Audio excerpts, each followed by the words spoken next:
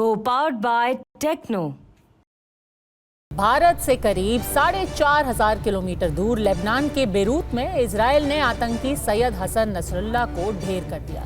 Israel के हमले में मारा गया तो एक आतंकी था, लेकिन उसके लिए आंसू भारत में कश्मीर से लेकर कन्याकुमारी तक बहाए जा रहे हैं। कश्मीर का बारामूला, श्रीनगर, बडगाम हो या फिर उत्तर प्रदेश का लखनऊ, सुल्तानपुर या फिर तमिलनाडु का चेन्नई, हर तरफ नसरुल्लाह के मारे जाने पर शोक मनाया जा रहा है। कश्मीर में और उत्तर प्रदेश में लोग सड़कों पर उतरे, वहां पर आवाज सुनाई दी, नसरुल्लाह जिंदाबाद, इंकलाब होगा और हर घर से नसरुल्लाह निकलेगा जैसे नारे लगाए गए। और चेन्नई में एक मस्जिद के बाहर नसरुल्लाह के लिए एक पोस्टर भी लगा दिया गया।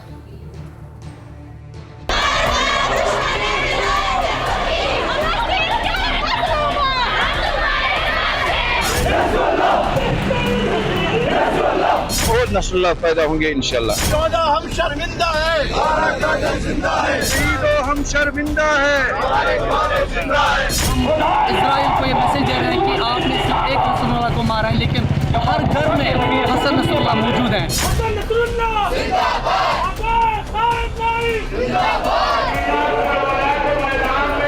हम लोग अमेरिका और इजराइल के जितने भी प्रोडक्ट हैं, इस तरह से हम लोग उसका बहिष्कार करते हैं।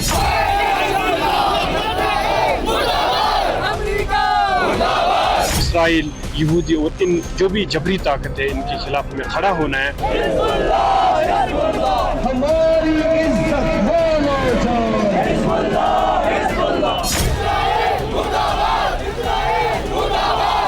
उसकी आज़ादी में बहुत से लोग शहीद हुए और जिनके हीरो थे हज़रत अता सईद मकामत सईद हसन नसरुल्लाह।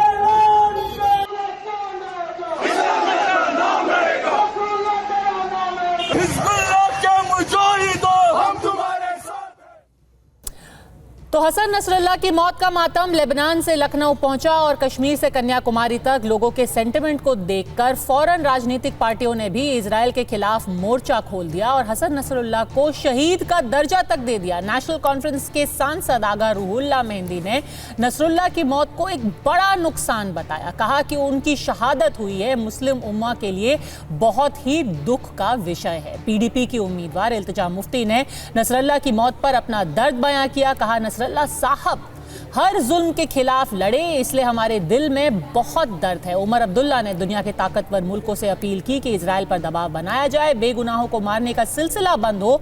और कांग्रेस के एक नेता ने भी नसरुल्लाह सेंटिमेंट के पक्ष में आवाज उठाई और पीएम मोदी से इजराइल की निंदा करने की मांग कर दी।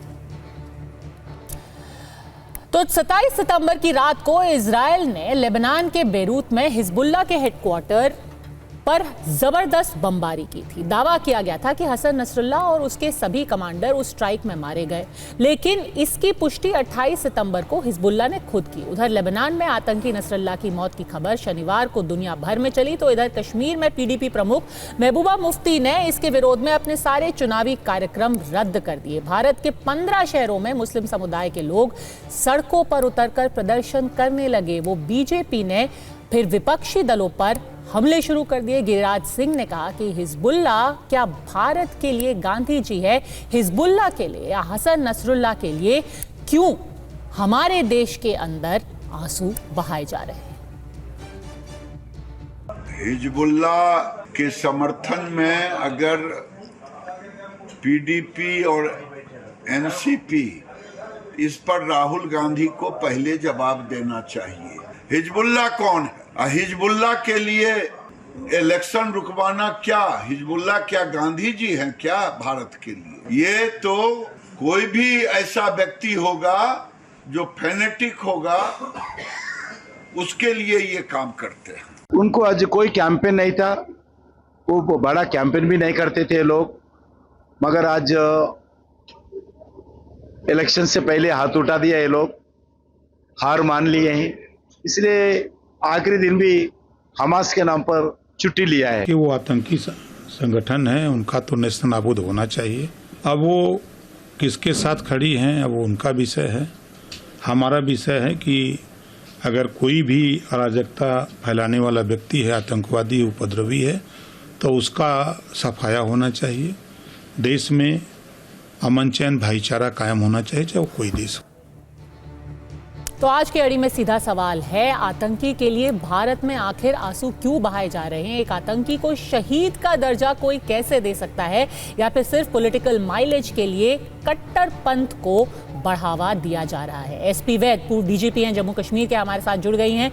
काजल हिंदुस्तानी भी हमारे साथ जुड़ गई हैं, सामाजिक कार्यकर्ता हैं। तौसीफ शाह नेता हैं पीडीपी के, हमारे साथ है सैयद जवाद राजनीतिक विश्लेषक, और लेफ्ट के नेता विवेक श्रीवास्तव भी थोड़ी देर में ही हमारे साथ जुड़ जाएंगे। पर सबसे पहले आप ही से सवाल करूंगी, तौसीफ शाह, भारत का और हिजबुल्लाह का, नसरल्लाह का क्या रिश्ता है?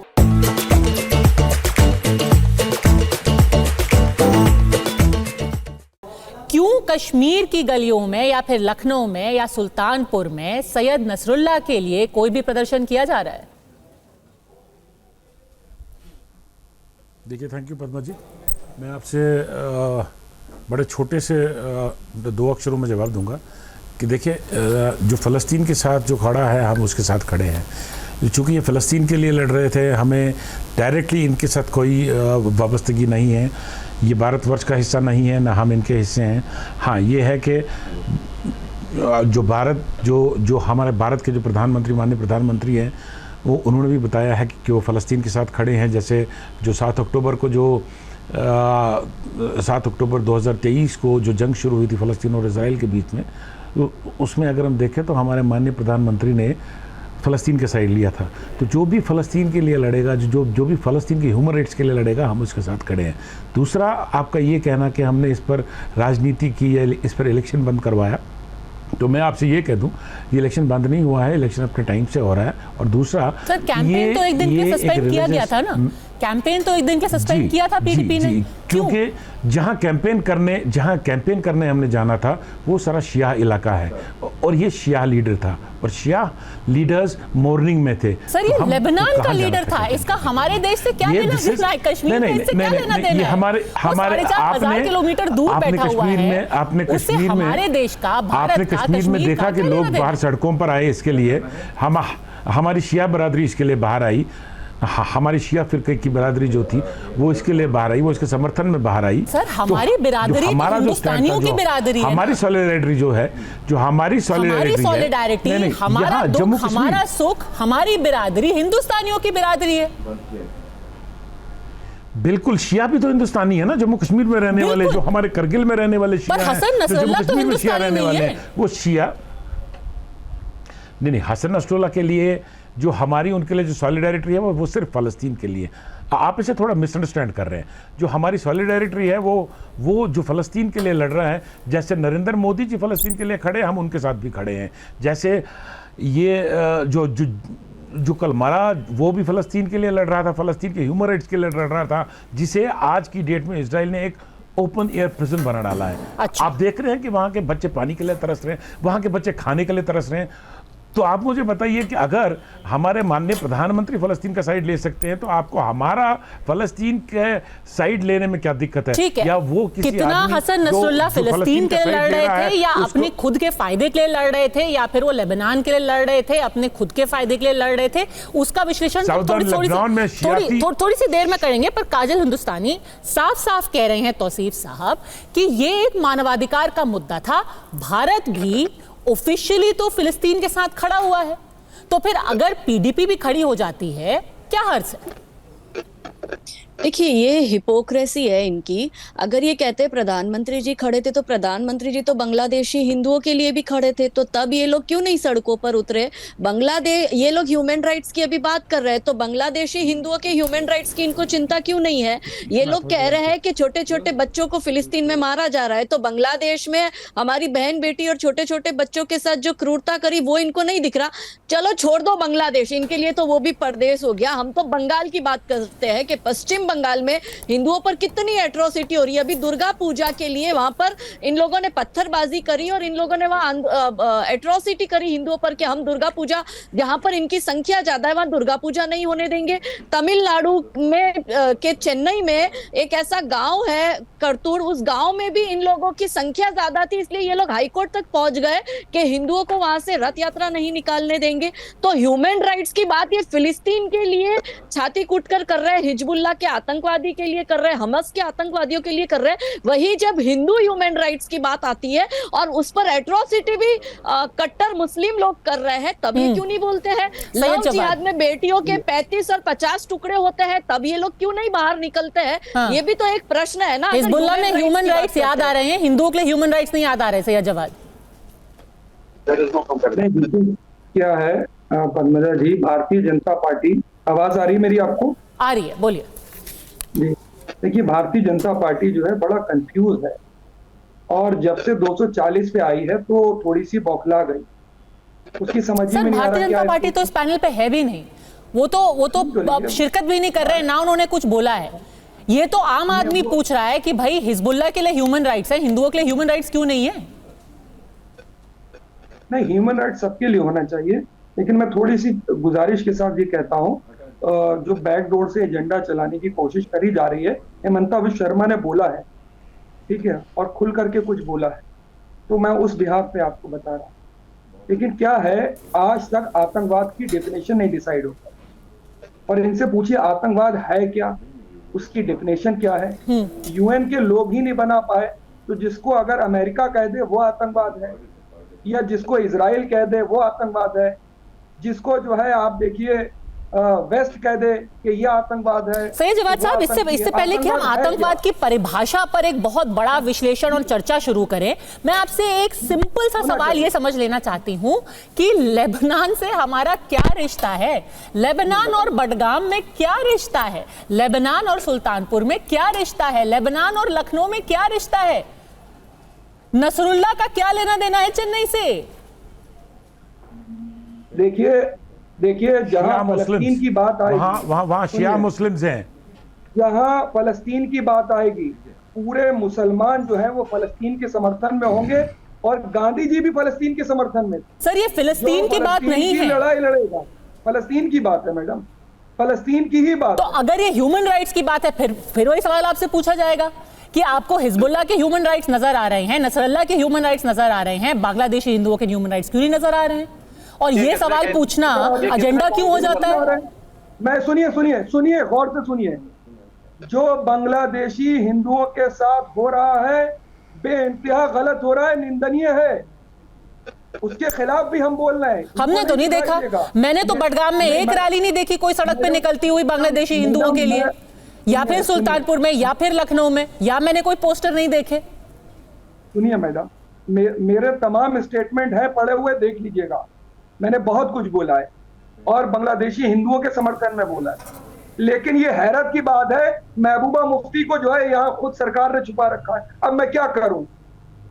वो वाली महबूबा भी पहले पसंद थी, अब यहाँ वाली महबूबा भी पसंद आने लगी।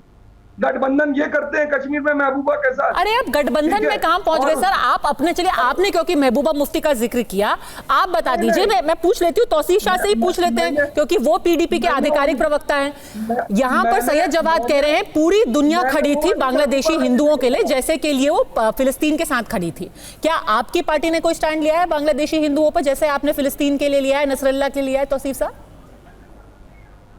जी बिल्कुल, जी अगर आप हमारी पार्टी, जो हमारी पार्टी सदर है महबूबा मुफ्ती साहिबा हैं, उनका अगर आप ट्विटर हैंडल भी खोलेंगी तो वहाँ पे भी आपको दिखेगा कि वहाँ पर भी उन्होंने जो बांग्लादेश में जो हिंदुओं का पलायन होने वाला था उसके लिए उन्होंने बात की है, बंगाल के लिए उन्होंने बात की है, मणिपुर के लिए उन्होंने बात की है। अगर देश एक है तो अगर देश में किसी जगह वो चाहे वो कोई भी समुदाय हो, वो चाहे मैं आपको ये बात भी आपको साथ ही बता दूं कि हमने यहाँ पर जम्मू कश्मीर में, जबकि उस समय यहाँ पर पीडीपी की पार्टी नहीं थी, तब यहाँ पर सिर्फ नेशनल कॉन्फ्रेंस थी और उनकी हुकूमत थी। जब यहाँ पर 1990 में जो यहाँ पर हमारे पंडित भाइयों का पलायन हुआ, तो वो पलायन हमने देखा है, हमें पता है कि वो कैसा होता है, उसमें दुख कितना होता है, उसमें कितने लोग मरते हैं, तो हम ये दर्द समझ सकते हैं। अच्छा। ये कहना बिल्कुल गलत है कि हमने इस पर कोई स्टैंड नहीं लिया है। ठीक है, काजल हिंदुस्तानी, देखिए यहाँ पीडीपी कह रही है कश्मीरी पंडितों की बात हो, फिलिस्तीनियों की बात हो या फिर बांग्लादेशी हिंदुओं की बात हो, उनका दर्द उतना ही ज्यादा है। कश्मीरी हिंदुओं को किसने निकाला? आतंकवादी तो मुट्ठी भर थे। हमने तो उनकी कहानियां सुनी है ना, जिनकी बेटियों को आरी से चीर दिया गया। वो क्या कह रही है, पड़ोसियों ने मिलकर काटा और हमारे लोगों को मारा। आतंकवादी तो सरहद पार से मुट्ठी भर आए थे, उनको छुपाया किसने? और आज भी कश्मीर में आर्मी को पूछिए, आर्मी खुद कहती है कि आतंकवादी को वहां के लोकल लोग ही छिपा रहे हैं। तो जो आतंकवादी का साथ देता है वो भी तो आतंकवादी होता है। जो आतंकवादी का चैनल में बैठकर साथ देता है वो भी आतंकवादी होता है। जो आतंकवादी के लीगल केस कोर्ट रूम में लड़ता है वो भी आतंकवादी होता है। इनकी ABCD 4 टीमें बनी हुई है और इनकी जो चारों टीमें जो है, देखिए बीच में इंटरप्ट मत करिए, हम लोग ने आपको करा नहीं था। आप इतने असहिष्णु हैं कि आप दूसरों को असहिष्णु बोलते हैं मगर खुद में टॉलरेट नहीं होता है। जो ये देखो, यहाँ पे पॉलिटिकल बात हो नहीं रही है। ये लोग इतने, इन लोगों का दोगलापन यही है, इन लोगों का दोगलापन यही है, ये इन लोगों का दोगलापन यही है कि जब कोई आतंकवादियों को एक्सपोज कर रहा है, देखो ये कैसे बिलबिला रहा है। आपने तो सपोर्ट नहीं किया ना, तो आप क्यों इतने बिलबिला रहे हो? आप क्यों इतने बिलबिला रहे हो? आपने क्या आतंकवादी को अपने घर छुपाया? कश्मीरी हिंदुओं पर इनको जवाब देना नहीं बनता। भाईचारे की, शांति की, अमन की ये लोग बात करते हैं। कश्मीरी हिंदुओं को उनकी प्रॉपर्टी क्यों नहीं लौटा देते? कश्मीरी हिंदुओं को उनका घर क्यों नहीं लौटा देते? कश्मीरी हिंदू जब रहने आते तो ये लोग ही उनको परेशान करते हैं। एक सेकंड, आप जो है चाहे जितना भी कोशिश कर ले, आप बात कर रहे हैं कि भाई ये पॉलिटिक्स है, एजेंडा चलाया जा रहा है, हम तो सिर्फ ह्यूमन राइट्स की बात कर रहे हैं, फिलिस्तीनियों से बहुत बुरा हो रहा है।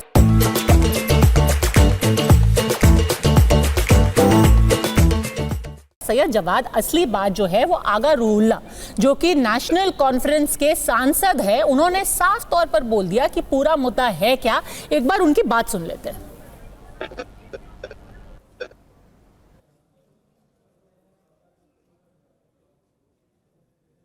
आगा रूहुल्लाह, इल्तिजा मुफ्ती साथ में, उन सबकी बात सुन लेते हैं। चाहे वो गाजा में हो, चाहे बट हार्ट साफ है भी, हमारे दिल में बहुत दर्द है। आप जानते हैं नसरुल्लाह साहब ने जहां भी आज़ाब शिकस्त जुल्म हो रहा था, खासतौर से गाजा में, उनने उन लोगों के लिए लड़ा जो उनके थे भी नहीं। He wasn't even from there. So our hearts are heavy and people here should have the right to protest. अगर वो प्रोटेस्ट कर रहे हैं, आपको क्या प्रॉब्लम है?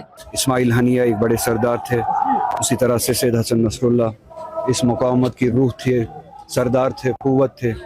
इनकी आज शहादत वाक़ा हुई, बड़े नुकसान में मैंने सही समझा और अखलाकी तौर भी यही सही है कि हमने नुकसान उठाया है और उम्मत मुस्लिमा इस वक्त सदमे में है।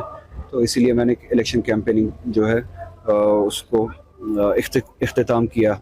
ये मैं उनकी तारीफ़ करूंगा इस बात की कि लबनान के अंदर इसराइल जो हरकतें कर रहा है, दहशतगर्दी कर रहा है, हज़ारों लोगों को मार रहा है, जिसके लिए पूरी दुनिया को एहतजाज करना चाहिए, भारत सरकार को प्रोटेस्ट करना चाहिए, प्रधानमंत्री को भी बोलना चाहिए और इसराइल को कंडम करना चाहिए। लेकिन मैं ये भी जानता हूँ कि प्रधानमंत्री इसराइल को कंडम नहीं करें। दुनिया की ताकतों को इजराइल पे दबाव बनाए रख के वहाँ पे बेगुनाह लोगों की मौत और उनको जख्मी करने का जो सिलसिला लगातार 1 साल से चल रहा है, उसको बंद करना चाहिए। चाहे वो गाजा में हो, चाहे लेबनान में हो। जो कल हुआ उसके बाद ऐसा लगता है जैसे पूरे क्षेत्र में अब जंग के बादल जो है नजर आ रहे हैं। हिंदुस्तान। सैयद जवाद क्या बोल रहे हैं आगा रूहुल्लाह, एक बार मैं उनकी जो दूसरी बाइट है ये सुना देती हूँ। उम्मत मुस्लिमा के लिए एक कुव्वत थी, मुकावमत की कुव्वत जो इसराइल की जहरियत, उनकी ज़्यादतियों के खिलाफ लड़ती आ रही थी। ये उम्मा के लिए एक बहुत बड़ा एक ब्लो है, बहुत खराब हुआ है, जो मुसलमान हैं उनके लिए एक बहुत खराब चीज हुई है, ऐसा कहा है एक सांसद ने। किस तरीके का संदेश देने की कोशिश की जा रही है? देखिए, 57 मुसलमान कंट्रीज हैं और 57 मुस्लिम कंट्रीज के अंदर एक अलग सी बेचैनी नजर आ रही है। और ईरान के ताल्लुक से मैं कह दूं कि भारत के संबंध ईरान के साथ बहुत अच्छे हैं और ईरान की ही प्रॉक्सी और ईरान की ही सपोर्ट पे नसरुल्लाह साहब जो थे लेबनान के अंदर, और भारत के रिश्ते जो हैं वो बेइंतहा अच्छे हैं और ईरान के साथ भी हैं और रूस उसको सपोर्ट कर रहा है। सर, आप क्या तो पूरा बताइए, डिप्लोमेटिक एनालिसिस तो हो ही नहीं रही है। मैं आपसे सीधा सीधा बोल रही हूँ कि हिंदुस्तान के अंदर बैठ करके कोई भी मुख्य धारा का नेता अगर कह रहा है कि ये मुस्लिम उम्मा के लिए एक बहुत बड़ी क्षति है, किस तरीके की पॉलिटिक्स की जा रही है? मैडम, पॉलिटिक्स, हम फलस्तीन के साथ हैं और जो फलस्तीन के साथ खड़ा है वो गांधीवादी विचारधारा के, ये गांधीवादी विचारधारा, अंग्रेजी फलस्तीन के साथ गांधी जी की आइडियोलॉजी और गांधी जी ने समर्थन करा है और नाथूराम गोडसे के जो समर्थक हैं ये कट्टरपंथी विचारधारा नहीं है। आप एक कट्टरपंथी विचारधारा को गांधीवादी विचारधारा कह रहे हैं।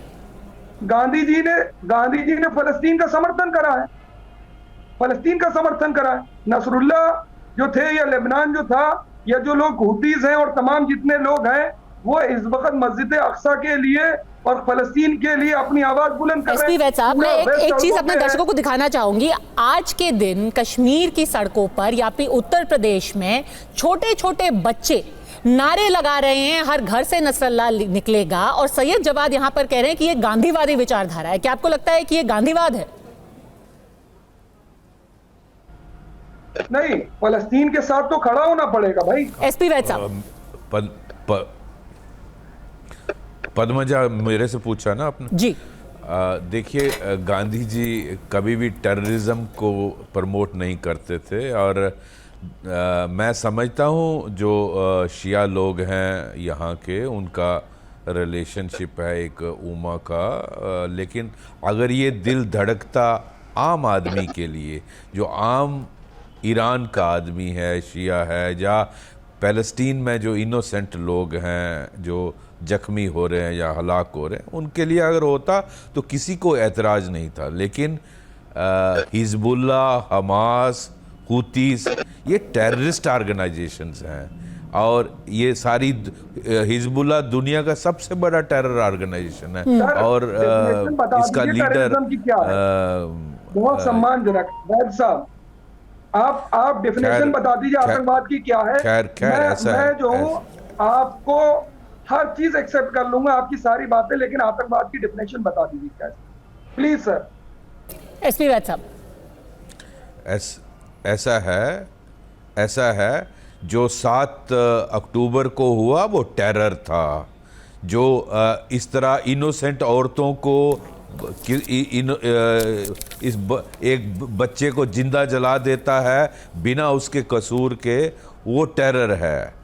और जो आम आदमी में खौफ फैलाता है, बम ब्लास्ट करता है, वो टेरर है, चाहे वो कोई भी करे। को मारना क्या है? तो इजराइल भी तो आतंकी हुआ ना इस एतबार से। इराक के अंदर अमेरिका ने 25 लाख इराक के अंदर अमेरिका ने 25 लाख सिविलियंस को मारा, तो अमेरिका भी आतंकी हुआ था। इजराइल भी एक मिनट सुन ले मेरी बात। एक मिनट मेरी बात सुन। एक मिनट मेरी बात सुन। डर क्यों है सर अमेरिका के अगेंस्ट में बोलने में? सैयद जवाद साहब, वैसे तो अगर आप अमेरिका को एक आतंकी संगठन बोल रहे हैं, आप कश्मीर में कभी जाके चेक कर लीजिएगा कितने नेता है वहां के जिनके बच्चे अमेरिका, इसी आतंकी अमेरिका में पढ़ते हैं या फिर छुट्टी मनाने जाते हैं। पर चलिए कोई बात नहीं, वो आप छोड़ दीजिए।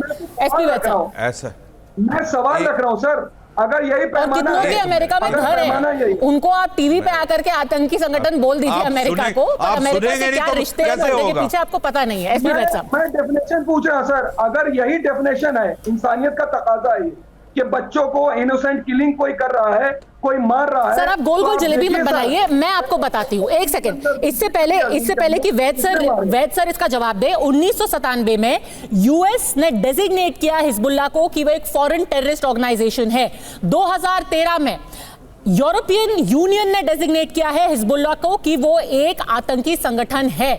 जहां तक कि उनकी हरकतों की बात है, 1983 में बेरूट में यूएस एम्बेसी पे बम धमाके हुए जिसमें 63 लोगों की मौत हो गई। उनमें से कई लोग लेबनान के ही थे, मुसलमान थे। 63 लोग मर गए, उनमें से कई मुसलमान थे। 305 लोग एक सेकेंड, अक्टूबर 1983 में 305 लोग मारे गए। पद्मजा, इनको बोलना, एक मिनट चुप होंगे, मैं बताऊंगा इनको। बताइए, व्हाट इज टेरर। एक मिनट पद्मजा, इनको बोले जरा चुप करें। चलिए, आपने सवाल मेरी पूछा है बात ना सुनिए कि आतंकवाद क्या है, आप जरा चुप ही नहीं होते। आपसे क्या डिबेट करनी है, बताइए। रूस को भी बोल रहा है अमेरिका रूस को भी बोलता है।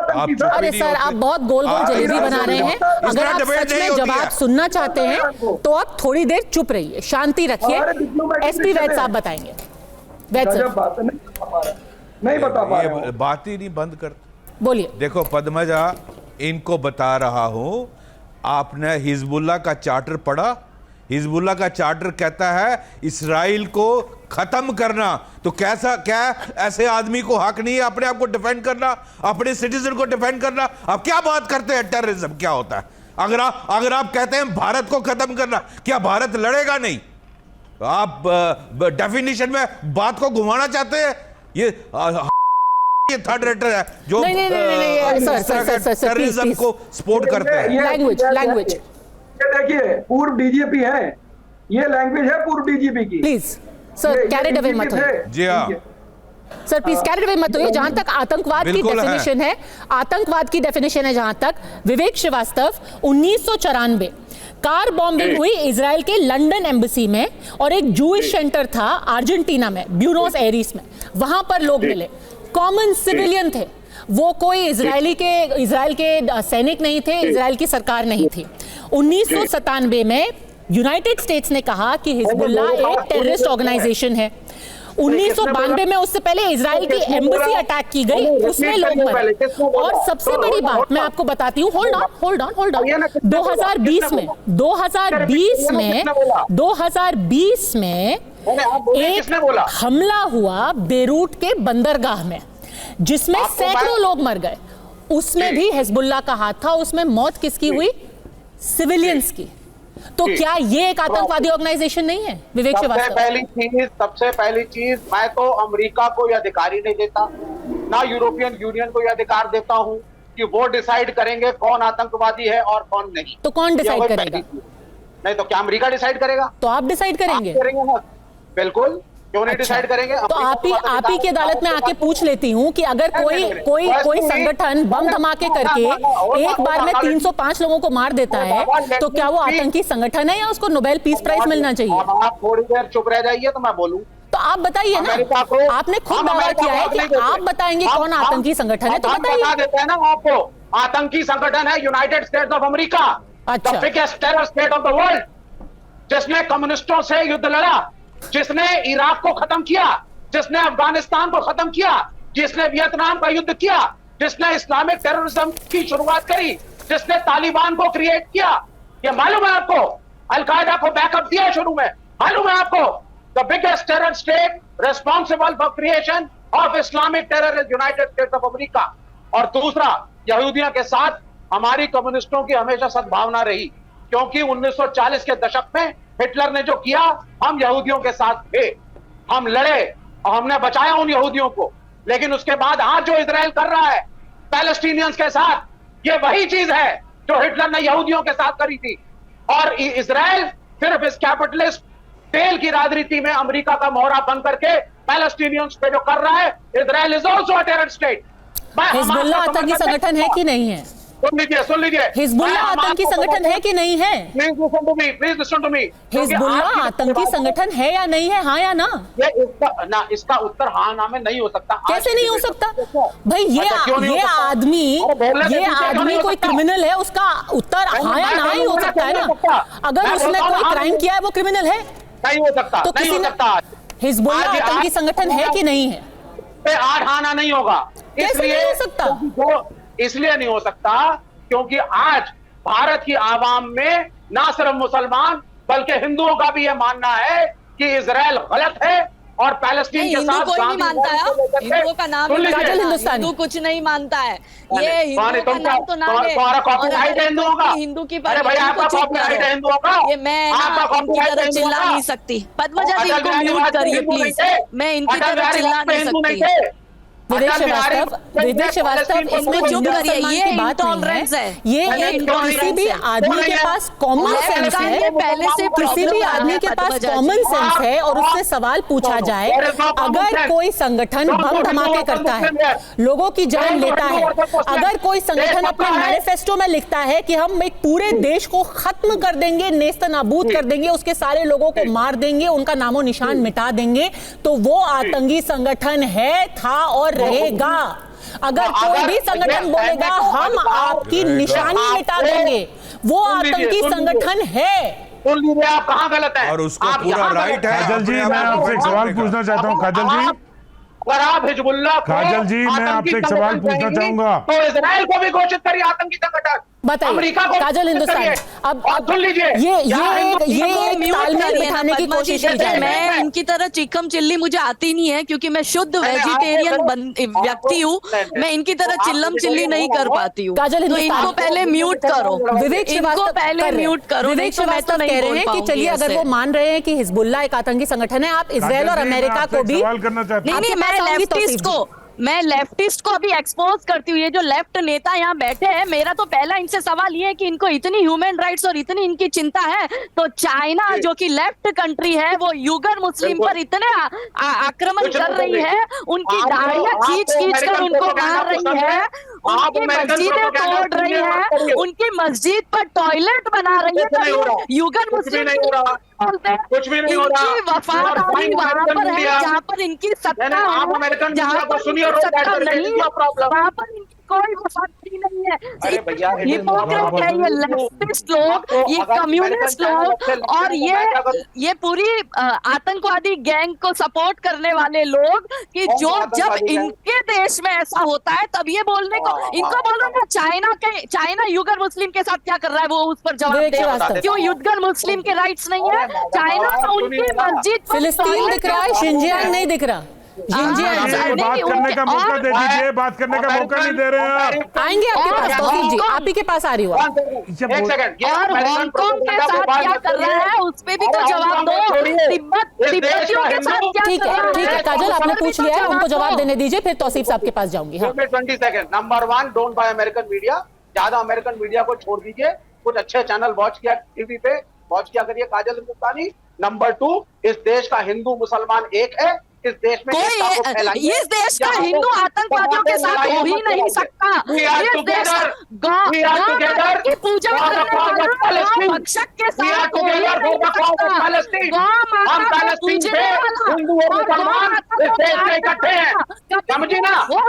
आपने ये बात बिल्कुल सही कही है, हमारे देश के हिंदू मुसलमान एक साथ हैं और एक साथ कट्टरपंथियों के खिलाफ हैं।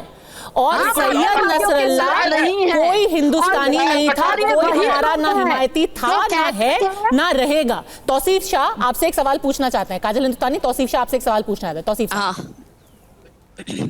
जी काजल जी, मैं आपसे ये सवाल पूछना चाह रहा था कि हमारे में एक कहावत है, बोलते नीम हकीम खतरे जान, नीम अलिम खतरे ईमान। आपने अभी बताया कि जैसे अभी हम देखें तो अभी आपने बताया कि एक देश जो दूसरी देश को बिल्कुल ये बोल रहा कि हम आपको स्वाइप कर देंगे, आपको ख़त्म कर देंगे, क्या उन्हें लड़ने की ज़रूरत नहीं है? अगर आपको इसकी पूरी नॉलेज होती तो आप ये सवाल शायद नहीं करती, आप शायद ये बोलती। अब मैं जवाब देना चाहूंगी इस पे। हो गया आपका सवाल, मैं के अंदर घुसा है, मैं समझ गई आपका सवाल। अंदर घुसा है। आप मेरी बात सुन लीजिए। आप पाकिस्तान ऑक्यूपाइड कश्मीर पर आपके क्या विचार हैं? जवाब देने में इतना जल्दबाजी क्यों कर रही है? बैठे हैं क्यों? अरे काजल जी, आप जवाब देने में इतना जल्दबाजी क्यों कर रहे हैं? जवाब आप ही को देना है। आप सवाल कर रही हूँ। देखिए काजल जी, जवाब आप ही को देना है। पाकिस्तानी मेरे सवाल तो पूरे करने दीजिए। उस पर क्या है? मुझे समझ में आ गया, मैं समझ गई आपका सवाल। आप मुझे जवाब दो, पाकिस्तान ऑक्यूपाइड कश्मीर पर आप क्या सोचते हो? जो हिंदू राष्ट्र का हिस्सा है उसके विषय में आप क्या सोचते हो? आप बहुत जल्दबाजी में जवाब देने के लिए कश्मीर में जो सवाल पूरा करने दीजिए, 10 सेकंड दीजिए उनको, सवाल पूरा करने दीजिए, बोलिए। सवाल पूरा करने दीजिए, मुझे सवाल पूरा करने दीजिए। तो इसका मुझे जवाब दीजिए कि अब चलिए, आपने दूसरे कश्मीर की बात की, हाँ मैं वो भी आपसे कहता हूं, जम्मू कश्मीर स्टेट के पास कभी इतनी ताकत नहीं थी कि वो अपने बलबूते पर वो कश्मीर को वापस लेकर आए। अगर आप बात कर रही हैं तो आप मुझे बताइए कि पिछले 75 साल से हमने जम्मू कश्मीर स्टेट का जो हमने जोड़ा था हिंदुस्तान के साथ, वो हमने इसलिए जोड़ा था कि आप पूरी रक्षा करें। नहीं कर पाए ना, जम्मू कश्मीर के 2 हिस्से कर दिया आपने और तीसरा हिस्सा चाइना को दे दिया आपने। तो आप ये सवाल बेहतर है कि आप ये मुझसे ना करें। आप ये मानो, आप ये बताओ पाकिस्तान ऑक्यूपाइड कश्मीर भारत का है या नहीं है? मुझसे ना आप करें, बोलिए, आप वो हमारा हिस्सा है, हमें वापस चाहिए। सवाल कर सकती हूँ, हाँ वापस हमें चाहिए। सवाल के जवाब में सवाल नहीं किया जाता। नहीं, काजल जी, सवाल के जवाब में सवाल नहीं किया जाता, सवाल के जवाब में जवाब दिया जाता है। बहरहाल जम्मू कश्मीर हमारा हिस्सा है, आपका सवाल है, हम उसका इंतजार कर रहे हैं, जो अभी वो हमारे साथ जोड़िए। हाँ हम उसे, वही लोग कहते हैं हर घर से अफजल निकलेगा, तुम कितने अफजल मारो? अरे या तो फलस्तीन पर जवाब दीजिए, या जम्मू कश्मीर पर जवाब दीजिए, या नसरुल्लाह पर जवाब दीजिए। आपका सवाल है क्या? चलिए एक सेकंड मेरे को 10 सेकंड दीजिए, 10 सेकंड दीजिए काजल जी 10 सेकंड दीजिए। आप ये बताइए तौसीफ शाह, आपका फिलिस्तीन पे सवाल है क्या? मैडम मेरा सीधा सवाल ये है कि जिसको इन्होंने बताया कि एक देश जो दूसरी देश की एग्जिस्टेंस को बोल रहा है कि हम वाइप आउट कर देंगे, तो ये इनको ये भी जानना चाहिए कि फलस्तीन इजराइल के अंदर नहीं आया है, इजराइल 60 साल पहले फलस्तीन के अंदर आया। फिर दूसरा सवाल जो इन्होंने बताया कि जम्मू कश्मीर का जो दूसरा हिस्सा है वो हमारा हिस्सा है, हम तो उसका इंतजार कर रहे हैं, वो कब जोड़ेंगे आप हमारे साथ। जम्मू कश्मीर के पास कभी इतनी ताकत नहीं थी कि उसकी अपनी तो हमारी सेना है नहीं। हमारी कौन सी सेना अपनी, जो है भारतीय सेना है, तो वो तो भारतीय सेना कोई वापस लानी है ना। और भारतीय सेना हमारे कमांड के अंडर नहीं है, स्टेट के कमांड के अंडर नहीं थी, वो सेंटर के कमांड के अंडर होती है। तो वही मैं इनसे पूछ रहा हूं कि वो बताएं कब वापस लेकर आए, हम उनका फूल माला डाल के हम हिंदुस्तान का स्वागत करेंगे। ठीक है, मैं मुद्दे से भटकना नहीं चाहती क्योंकि एसपी वैद उनको पूरा एक्सपीरियंस है जम्मू कश्मीर का और इस पूरे टॉपिक का। बार बार घूम करके मुद्दा वहीं पे आ जाता है सर, जहां पर ये कहा जाता है कि हमें लगता है कि गलती इजराइल की है, तो जो भी रेजिस्टेंस होता है, जो भी इजराइल को चुनौती देता है, हम उसके साथ खड़े होते हैं। इसीलिए शायद नेशनल कॉन्फ्रेंस हो या फिर पीडीपी हो या फिर कुछ कट्टरपंथी संगठन हो जो कि सड़कों पर निकले हुए हैं, वो कह रहे हैं कि ये रेजिस्टेंस है और सैयद नसरुल्लाह शहीद है, उनके लिए यही रेजिस्टेंस है। देखिए ये पॉइंट ऑफ आर्गूमेंट है, लेकिन टेररिज्म इज़ टेररिज्म। आप देखें, मैं पहले तो इनसे ये सवाल पूछता हूँ, कल हमारा यहाँ हेड कांस्टेबल JNK पुलिस का बशीर अहमद मारा गया, वो शहीद हुआ टेररिस्टों से लड़ते हुए, उसके लिए मैंने देखा नहीं कोई रोता हुआ। ये सारा वोट बैंक के लिए कर रहे हैं, उसके लिए एक आदमी नहीं अब बाहर निकला कि ये शहीद हो गया। वो हमारा ही बच्चा है, वो भी एक मुस्लिम है, भारतीय है और हमारी स्टेट का रहने वाला है, यहाँ टेररिस्टों से लड़ता हुआ मर गया।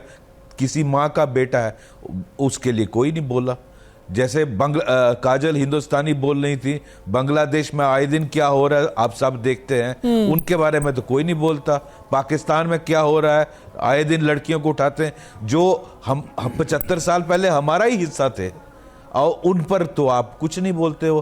तो आप अगर उम्मा की बात है तो बशीर अहमद पर क्यों नहीं बोल रहे हो? ये बेसिकली सब वोट बैंक के लिए करते हैं। और आप अगर ये नारे लगाओगे कि हर घर से हसन नसरुल्लाह निकलेगा, तो आप क्या कश्मीर में दोबारा टेररिज्म लाना चाहते हैं? ऑलरेडी कश्मीर में इतना खून बहा 35 साल में, आप दोबारा रिवाइव करना चाहते हैं? और ये वोट बैंक है, ये वोट बैंक है। और मैं ये बता दूं हमारे दर्शकों को कि एक तस्वीर आपको दिखाएंगी सीरिया से।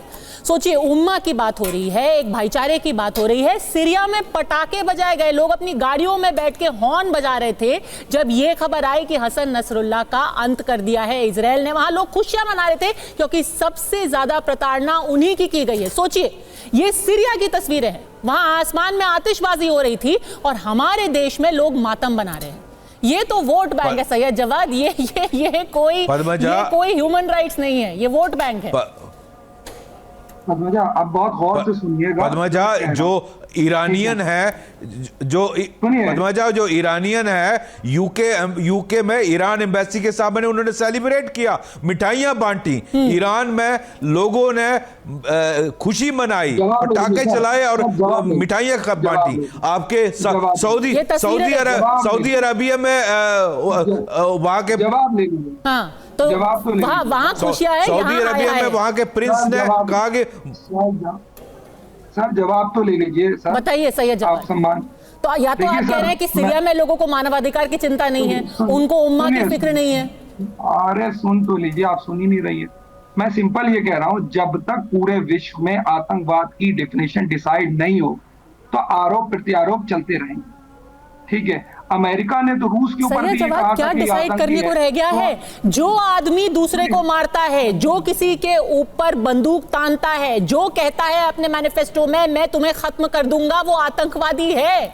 इसमें क्या मतलब आपको समझ में नहीं आ रहा है? ये मुझे समझ में नहीं आ रहा है। बिल्कुल डेफिनेशन को लेके कवर फायर करके टेररिज्म को चलाना चाहते। अरे सुनिए, तो ये तो इजराइल ने भी बोला है कि हम गाजा को नेस्त नाबूद कर देंगे। उन्होंने ऐसा कहीं नहीं कहा है। उन्होंने ऐसा बिल्कुल नहीं कहा है। बेंजामिन नेतन्याहू और इजरायली डिफेंस फोर्सेस ने बार-बार कहा है, उन्होंने पर्चियां गिराई हैं आसमान से ये कहते हुए कि जितने सिविलियंस हैं उनको छिप जाना चाहिए, उन्हें हट जाना चाहिए, हम उनको नहीं मारना चाहते। आप गलत बयानी कर रहे हैं, आप गलत बयानी कर रहे हैं, आप गलत बयानी कर रहे हैं। मैं गलत अगर गलत हूँ, सुन तो लीजिए। उन्होंने कहा है हम हमास को खत्म कर देंगे, हम हिजबुल्लाह को खत्म कर देंगे। सुनिए सुनिए सुनिए सुनिए सुनिए मैडम, आप शांतिपूर्वक सुनिएगा जो मैं कहने जा रहा हूँ। यूनाइटेड नेशंस के अंदर करारदाद की धज्जियां उड़ा करके फेंक दी। इंटरनेशनल कोर्ट में बेंजामिन नेतन्याहू को लोगों ने दोषी करार माना है, मानने को तैयार नहीं हो रहे।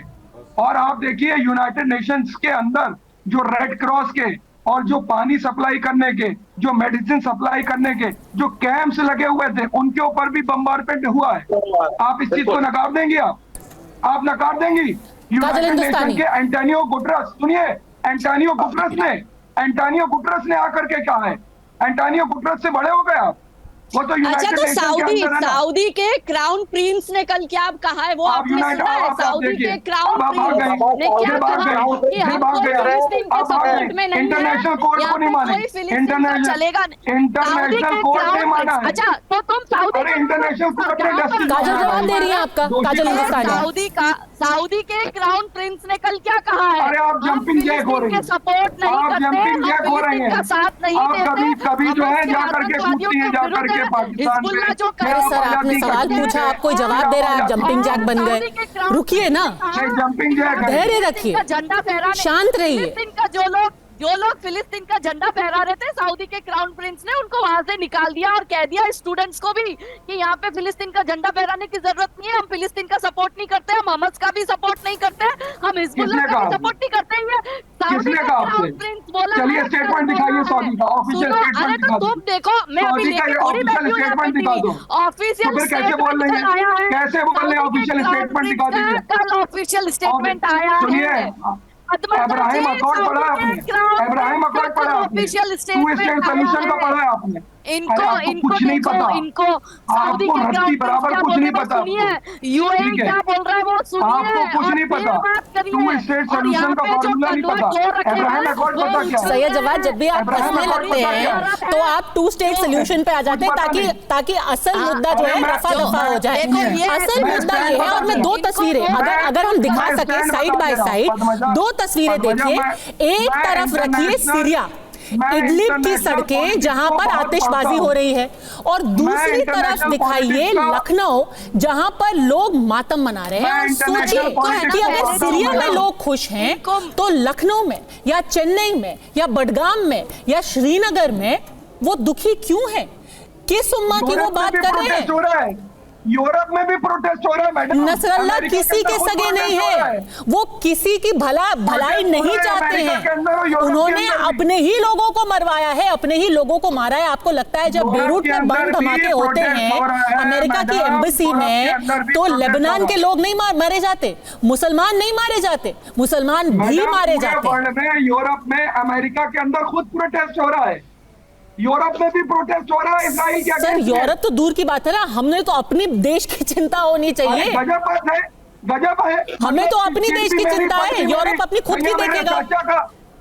ये तो सही है, चिट भी आपकी, पट भी आपकी, ठैया आपके चाचा का, वही कहावत हो गई पूरे यूरोप में, अमेरिका में। 2 मिनट पद्मजा जी, तो मैं इनकी सारी बात इनको म्यूट करो क्योंकि ये इतना चिल्लम चिल्ली करते हैं। 2 मिनट शांति, 2 मिनट शांति। काजल हिंदुस्तानी जवाब दे रही है, फिर विवेक श्रीवास्तव। आपको कुछ नहीं, अरे इनको कुछ पता है। आप देखो यूएई के, नहीं हम तो मदरसा में पढ़े हुए, मदरसा हम तो आपकी तरह मदरसा में पढ़े हुए, प्लीज हमें तो कुछ पता ही नहीं चलता। प्लीज एक करके बात कीजिए। सैयद साहब, फिर विवेक श्रीवास्तव को वक्त नहीं मिलेगा, काजल हिंदुस्तानी को बोलने दीजिए ताकि वापस विवेक श्रीवास्तव आ सके। ये किसी को नहीं दिख रहा। अरे काजल हिंदुस्तानी इनको क्या पता है? क्या मैं प्लीज रिक्वेस्ट कर सकती हूँ? नहीं तुम्हें सिखा के भेजा, हमको तो काजल हिंदुस्तानी अपनी बात पूरी कीजिए, 30 सेकंड शांति। सैयद जवाब। जो यूएई के लीडर्स हैं उनके स्टेटमेंट पढ़ो, सऊदी के लीडर्स के स्टेटमेंट पढ़ो, वहां के फॉरेन मिनिस्टर्स के लीडर्स पढ़िए, सब क्या है। मदरसा सबको क्या पता किसके क्या स्टेटमेंट है? मदरसा सबको क्या पता? थोड़े पढ़े लिखे होते तो पता चलता, थोड़े पढ़े लिखे होते तो पता चलता। चाय वाले नहीं, हम समझे। अच्छे से पढ़ो, अच्छे से। कोई व्यक्तिगत टिप्पणी मत कीजिए, व्यक्तिगत टिप्पणी मत कीजिए, व्यक्तिगत टिप्पणी मत कीजिए। अच्छे स्कूल में पढ़े लिखे हैं, देखिए हम अच्छी स्कूल में पढ़े लिखे हैं। मुद्दे की बात यही हो जाती है, मुद्दे की बात यही हो जाती है, और शायद यही बात सबसे ज्यादा खटक रही है सबको, विवेक श्रीवास्तव, कि सोचिए एक ऐसा आदमी जिसके ऊपर इल्जाम है कि उसके हाथ खून से सने हुए हैं, अपने लोगों को मारा, बाकी देश के लोगों को मारा, उसने कहा है कि हम किसी देश का पूरा नामो निशान मिटा देंगे, और उसको हमारे देश के अंदर लोग शहीद बुला रहे हैं। शहीद हमारे देश में। 30 सेकंड अनइंटरप्टेड। सबसे पहले काजल हिंदुस्तानी जी, आप थोड़ा सा इतिहास पढ़ के आया करिए। 1948 का जो नक्शा था इजराइल का और पैलेस्टीन का, मुझे इतिहास लेफ्टिस्ट से तो नहीं सीख रहा है, लेफ्टिस्ट ने किया इस देश में, इस देश के इतिहास को। काजल जी एक एक करके, नहीं तो वो बात नहीं बोल पाएंगे, आप जवाब नहीं दे पाएंगे। काजल वो डायरेक्ट पर्सनल कमेंट करेंगे तो मैं सहन नहीं। ठीक है, हाँ। और विवेक जी कोई व्यक्तिगत टिप्पणी, अपनी बात पूरी कीजिए। अच्छे से आता है बोलना, मेरी एजुकेशन, मेरी अपब्रिंगिंग पर ठीक है, किसी के ऊपर भी व्यक्तिगत कमेंट नहीं होगा, अपनी बात पूरी कीजिए विवेक श्रीवास्तव। बात मानते हैं, बहुत अच्छे स्कूल की पढ़ी, हम सुन लीजिए। 1948 में जब जो नक्शा था उसको देखिए, इजराइल और पैलेस्टीन का, पंडित नेहरू ने, कांग्रेस पार्टी ने अलाउ नहीं किया था कि इजराइल को रिकॉग्नाइज नहीं किया था। हमारे यहाँ पे इनकी एम्बेसी नहीं, पहली एम्बेसी इजराइल की भारत के अंदर 1990 में पीवी नरसिम्हा राव के टाइम में फुल फ्लेजेड एम्बेसी आई। इसको समझिए। अटल बिहारी वाजपेयी इजराइल के खिलाफ थे, पैलेस्टीन के टोटल समर्थन में उसके लोगों के थे, और उनका भी यही मानना था उस समय की बीजेपी की सरकार का कि जिस तरीके से इजराइल ने लैंड के राइट्स का उल्लंघन किया है और घुसता चला गया और अरबियों की जमीन को ले लिया, गलत। तीसरी बात, सऊदी अरेबिया और कुछ जो मुस्लिम मुल्क है वहां के, वो अमेरिका के एलाइज रहे हैं, दोनों के इन्वेस्टमेंट्स हैं एक दूसरे के अंदर। उन्होंने हमेशा इजराइल का साथ आज से नहीं 50 साल सर, तो पॉलिटिक्स को समझिए जरा। हमारा भारत क्या सैयद नसरल्लाह आपकी नजर में शहीद है? देखिए, आप उसको देखने के दो नजरिए हैं। पहली चीज, दो नजरिए नहीं हो सकते, हाँ या ना? पहले आप हिजबुल्लाह को आतंकी संगठन नहीं बोल पाए, अब आप सैयद नसरुल्लाह को शहीद नहीं बोल पाए। बोलिए ना, अगर आपको लेना है स्टैंड लीजिए। मैं तो बड़ा क्लियर स्टैंड लेने वाला आदमी हूँ। देखिए, उन्होंने जहां जहां पे यहूदियों के खिलाफ ह्यूमन राइट्स का उल्लंघन किया था, हम उसके समर्थन में वायलेंस के नहीं है, कोई भी नहीं हमारे। तो आप मानते हैं कि उन्होंने वायलेंस किया था? आप मानते हैं कि उन्होंने लोगों को मारा है? वो इजराइल ने भी किया है, इसीलिए मैं कह रहा हूं अगर क्रिटिसिज्म करना है तो एक आवाज में। क्रिटिसिज्म नहीं, मैं आपसे सीधा सवाल पूछ रही हूँ, क्या हसन नसरल्लाह शहीद है या नहीं है? अगर सिर्फ पैलेस्टीनियंस को मारना सही है, उनके अस्पतालों पे बॉम्बिंग सही है, वहां पे आप इजराइल को क्लीन चिट दे रहे हैं। क्या हसन नसरल्लाह शहीद है कि नहीं है? क्या उसकी शहादत हुई है या नहीं हुई है? Not black and white, it is grey. If Hamas and Nasrallah are wrong, Israel is also wrong. उसमें कोई ग्रे नहीं है सर। अगर आप एक आतंकवादी को टीवी पर बैठ के आतंकवादी नहीं बोल पाते हैं तो इस राजनीति में ही कुछ कमी है, इस राजनीति में ही कुछ खामी है। आखिरी 30 सेकंड में देना चाहती हूँ एसपी वैद साहब को, क्या ये कट्टरपंथी की निशानी है? क्या ये कट्टरपंथ की राजनीति की निशानी है? और क्या हमें इससे चिंतित होना चाहिए? एसपी वैद साहब। बिल्कुल पद्मजा, ये कट्टरपंथी की निशानी है और ये चिंता का विषय है। और मैं इनको जवाब दे दूं, ये जो बोल रहे थे कि हॉस्पिटल पे बम गिराते हैं, स्कूलों पे, देखिए ये टेररिस्ट ऑर्गेनाइजेशंस जो हैं वो यहाँ भी करती हैं और दुनिया भर में करती हैं। ये पब्लिक को अपना शील्ड बनाते हैं और जब इस तरह अगर वो अंडरग्राउंड टनल्स बनाएंगे हॉस्पिटल के नीचे, तो जो पार्टी अफेक्टेड है वो वहां बम फेंकेगी, वो हॉस्पिटल भी उड़ेगा, स्कूल भी उड़ेगा। तो अगर आप इसके लिए जिम्मेवार टेररिस्ट ऑर्गेनाइजेशन है जो अपने लोगों को भूखा मारती है और शील्ड बनाती है, उनको फ्रंट में रखती है। और सोचिए, अगर आप एक ऐसे संगठन के मुखिया को अपने देश में शहीद का दर्जा देने लगेंगे, और ये सिर्फ कोई फ्रिंज एलिमेंट्स नहीं है, अगर मुख्य धारा की पार्टी चुनावी मौसम में ऐसा करने लगेंगी तो इसके लिए देश के सामने क्या तस्वीर खड़ी हो जाएगी, ये हम सबके लिए सोचना बहुत जरूरी है। Co-powered by Techno.